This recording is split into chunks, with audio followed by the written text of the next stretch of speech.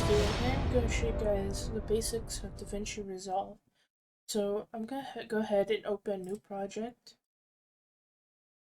and you automatically get this media pool. In this media pool, all you just got to do is you grab a video file and you drop it. I usually put don't change for the frame rate because I don't want there to be any visual bugs, but if you want to be one consistent FPS, then go ahead and change it. It's just personal preference.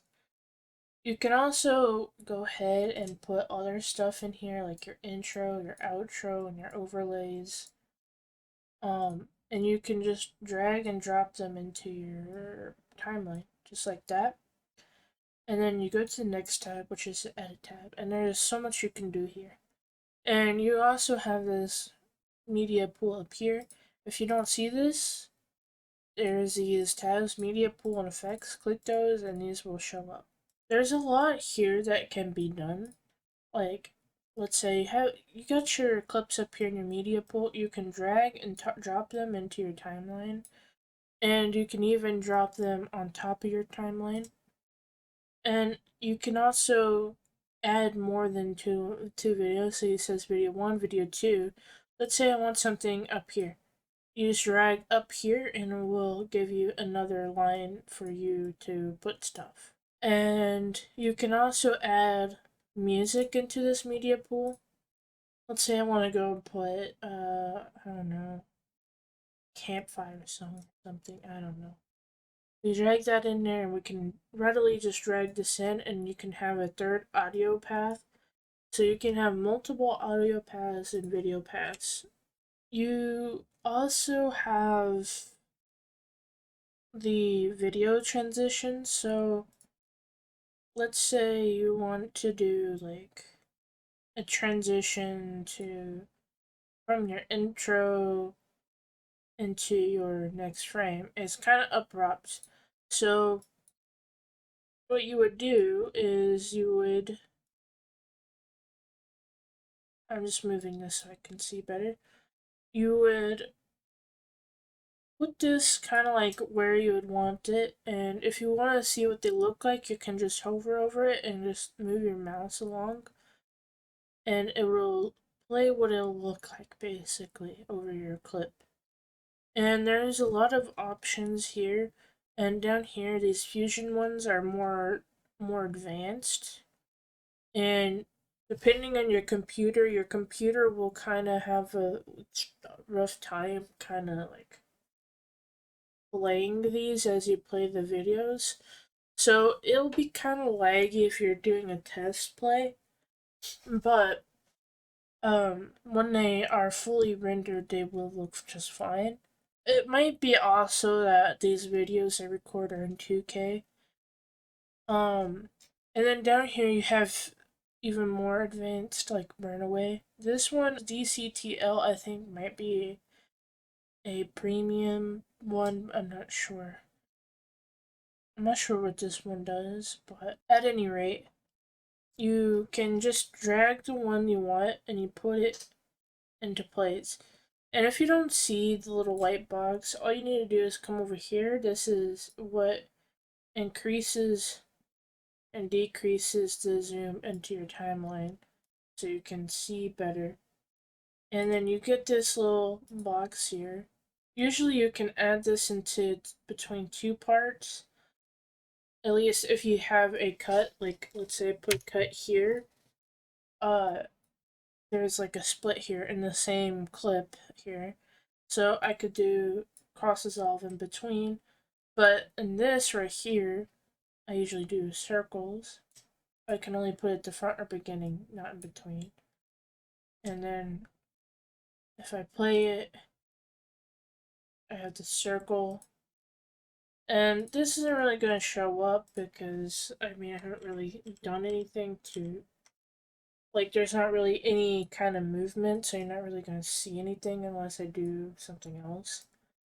But you can also modify these. You don't have to stick with these, like, specifically like this, these transitions. Let's say you use circles, for example, and you don't like this white, you can come over here, and if you don't see this, just click Inspector. And right here on the transition, you can change the color. So you could do blue, and then you see the circle changes blue here. And you can, depending on the transition, you have different settings that you can adjust. So they're not all going to be the same, because these transitions were pre-made in Fusion, which I'll get to that in a moment. Anybody can make transitions, but these transitions come stock into Davinci Resolve, but they were Fusion creations basically. You got audio transitions. Audio transitions. This basically you can add to the front, and it'll turn down the volume a little bit, or up a little bit, or whatever have you. Or you can go hover the corner, and you see this little white little ribbon banner thing here. You just click that, and you can drag it in. And what does is it basically gradually, it starts like the audio level is going to be lower here, and then it gradually gets louder until it plays in the loudest, like the current volume. It'll sound very quiet at first, but then get louder basically. So you can also do the same thing with your video clips. And the further you drag this out, the slower it is, so I wouldn't drag it out too far. So it'll start out black, and then it'll fade in, just like that. And it's pretty slow because I dragged it out pretty far.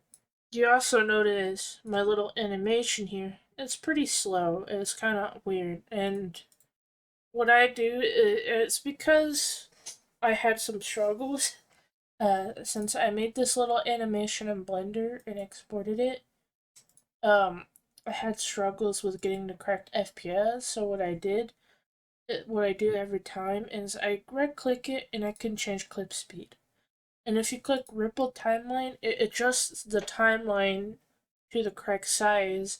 And I find if you do not click Ripple Timeline, it tends to play it either double or play the rest of your timeline into that ripple, or that little segment that you sped up. It will play the stuff in the future into that sped up. So it kind of duplicates your clips. So make sure to always ripple the timeline. And I want to do 300% speed increase. Change it and it automatically makes it smaller, and then much faster, more normal, I mean. You have all of these different titles, and same thing, you can hover over them, get a feel of what they will look like. You can also change these as well. You can change their color, their font. You can change quite a bit about them actually, and depending on which one, they enable like certain settings you can change. So I could do clouds or something. And I can go up here, change the font to, I could change it to Arial or something. And then you can change the size. This is the size of the line, it looks like. So I'm going to leave that. You can change the tracking, and if you don't know what that is the space between letters, but this right here is for something else. So this is for the little line here. I'm not sure why it's in the form of text, but I'm going to minimize that. We're focused on clouds. So here you can scroll through and change a font. Choose a font, my bad. And your custom fonts will work with this for the most part too, if you have any. Some might show up as just squares, and that means it just won't work. And you can change the thickness, the size, and then the tracking is the spacing in between letters. And even better, you can animate it, animate all these. Everything that has like a little diamond next to, you can animate it. And by that I mean, let's say for some reason you wanted to start with like this tracking, and then you play it some, and then you want to grow out your tracking in your letters. So just like that. So you just basically drag this to the end, or the way you want it to the end, or whatever. And just like that. And then let's see where to go back. So you play it you play it a little bit until the point you want it to go back to normal. Then you click the diamond, and then you would play it a little bit more, and then you put this back at normal. And if this goes right, it means that it's recorded, the movement. And then boop, and then boop, back to normal.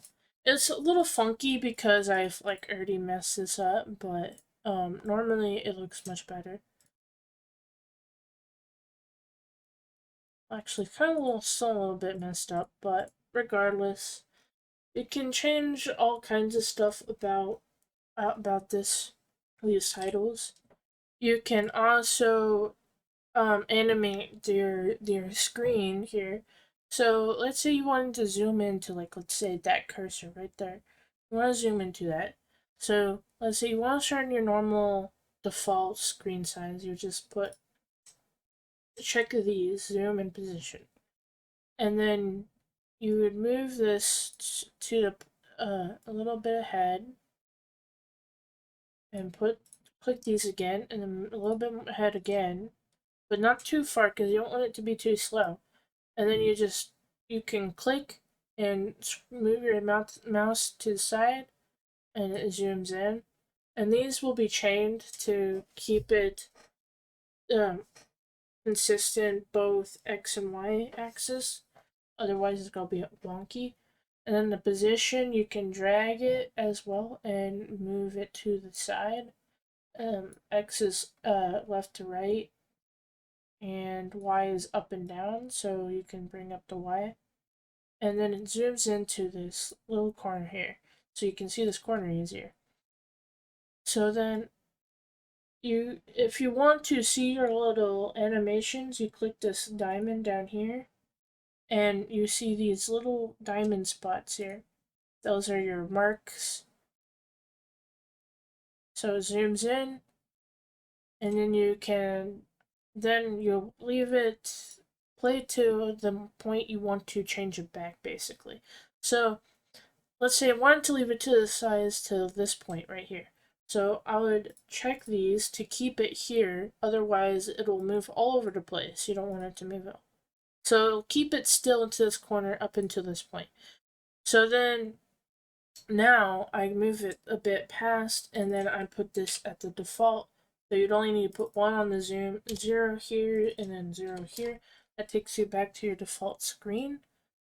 And you can start here. It'll zoom in, it'll stay here for a bit, then zoom out. And you can do that whenever, wherever you want. And let's say you're not happy with any of this, or something goes horribly wrong. Just do this. Like these little refresh looking buttons, and it'll clear it. It'll clear everything in this timeline, or not timeline, but in this clip that you have selected. And make sure that you have selected the thing that you want to animate.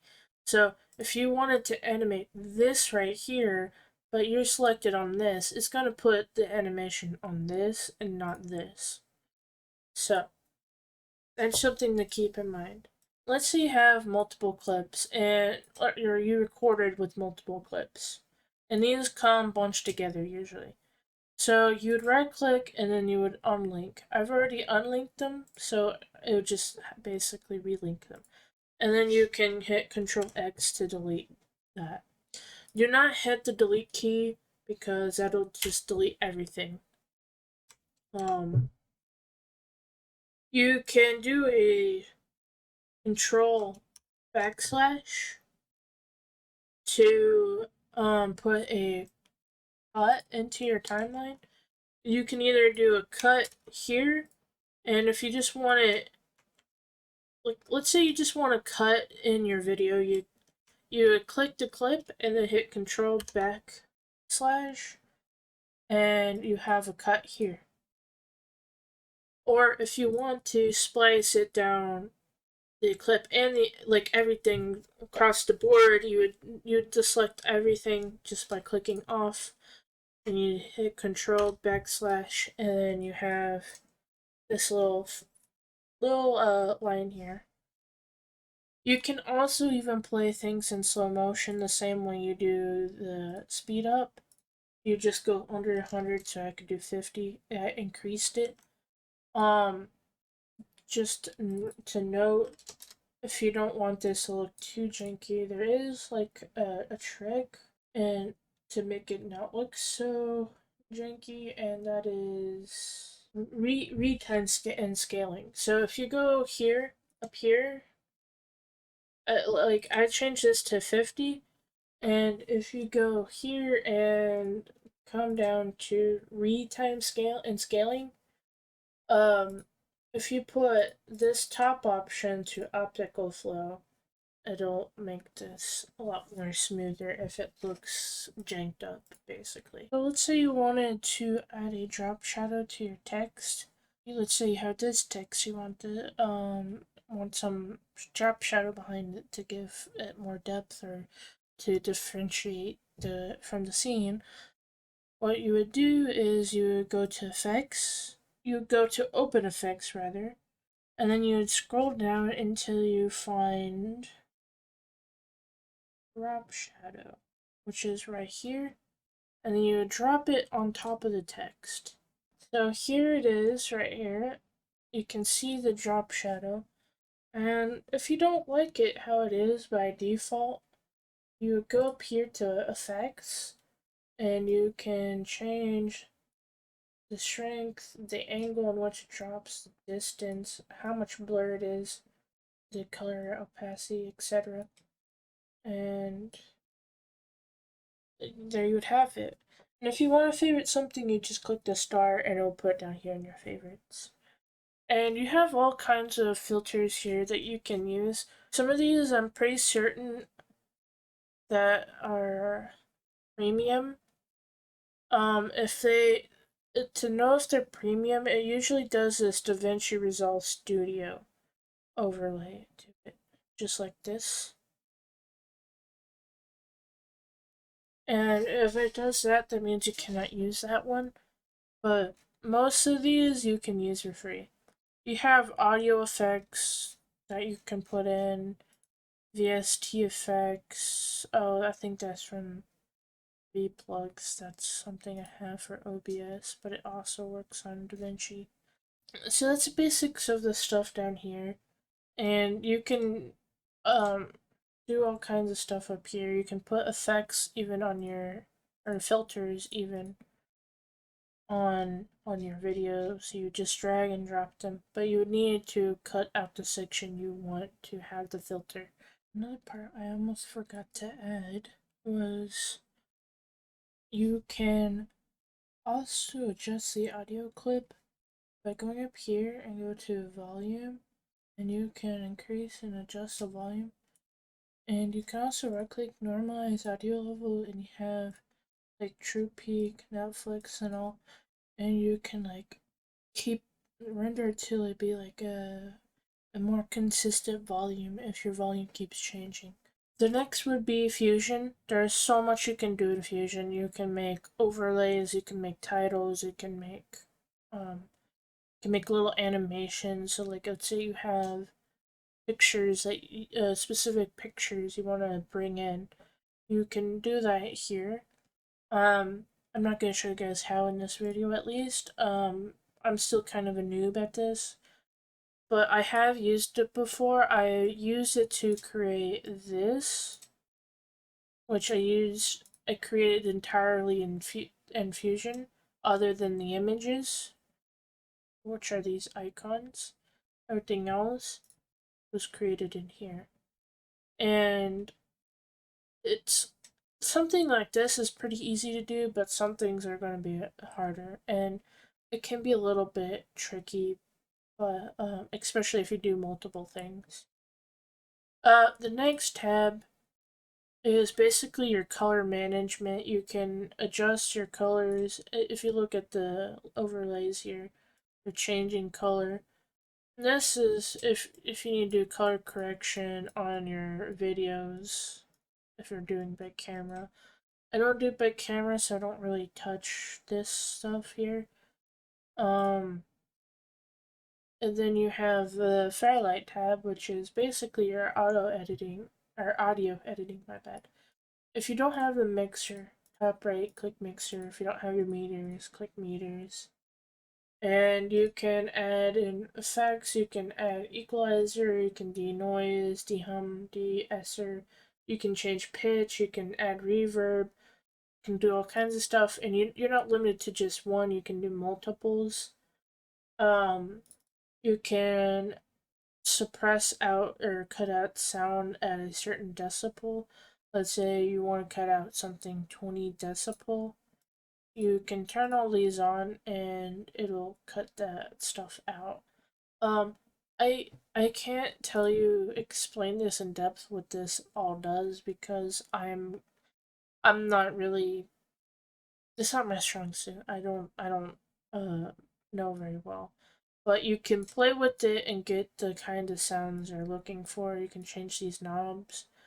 And if you want to reset what you did, you just double click and then go back to the default.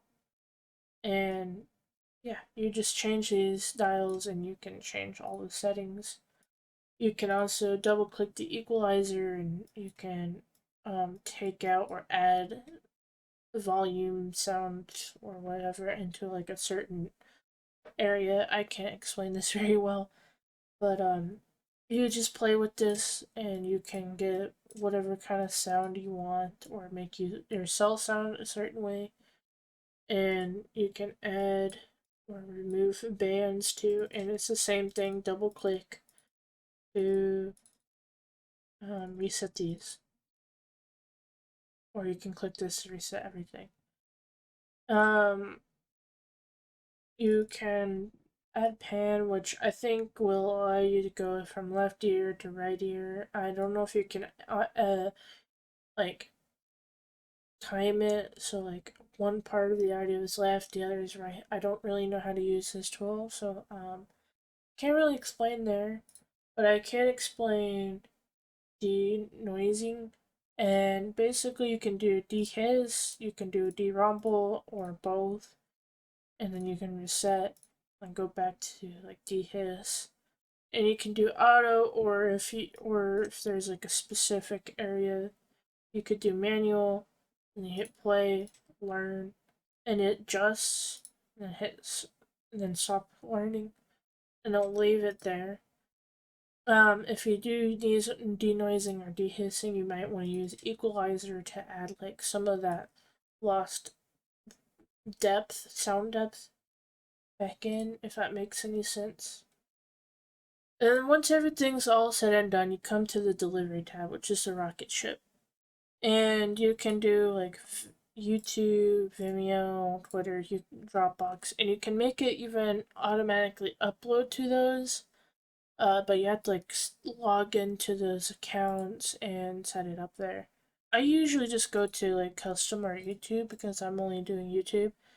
And let's say you're doing 2K, but you don't see 2K in this list anywhere, which is 2560 by 1440. You don't see that anywhere, so you click custom and do 2560 by 1440, and there you go. I would highly recommend not changing the frame rate, because if you change your frame rate to 30, weird things happen. So I would keep it at the default frame rate. You can choose to remove audio completely by clicking export audio off, or you can keep it, or whichever you want. There's a lot you can do. You can even render a video with like let's say these like the little overlay I have here. So like let's say I wanted this, like when I made this I wanted the background on there. You can render that out, and you would do that in the format of, I believe, QuickTime, and then you would do Grassy Valley, and that would allow it, I believe, if I remember correctly. That's how you would render out the background. I hope this video helps. If there's any questions, leave a comment down below, and I'll get to you as soon as I see your question. Or if you would like a faster response, join my Discord. Links down in the description. And we have a help desk. You can come there, ask questions. But that is it for this video, and I hope to see you guys in the next.